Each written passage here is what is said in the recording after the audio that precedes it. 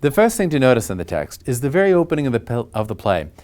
Whenever the poet, the bard, opens his plays, he does so in a specific location for a reason. The setting will affect the rest of the play.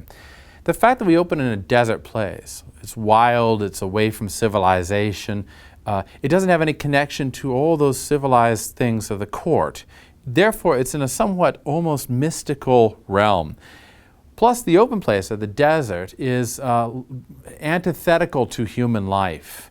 And consequently, you've got these strange characters out here in this realm that is against human life. It is hostile to human life.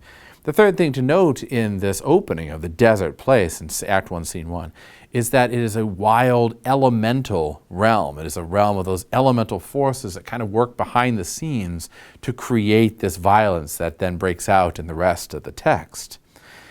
The three witches each speak 3 times, and so you have a 3 and a 3 and a 3, and that reduplication of 3, which advances the imagery of the triune imagery that begins here, is a sort of a mystical incantation at the opening of the play.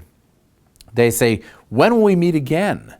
Will it be in thunder, lightning, or in rain? Will it be when it's raining out, when other elements are coming down from the heavens?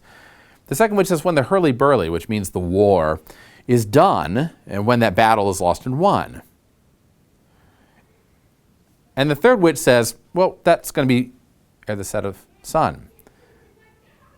They agree then to meet on the heath, and in the original speaking of Shakespeare, this would have been on the heath and Macbeth, and so they would have been a closer rhyme. For us, the words have changed over time. So now they're going to be meeting again in that desert space, and they're going to meet with this king, Macbeth, in that land of the desert space.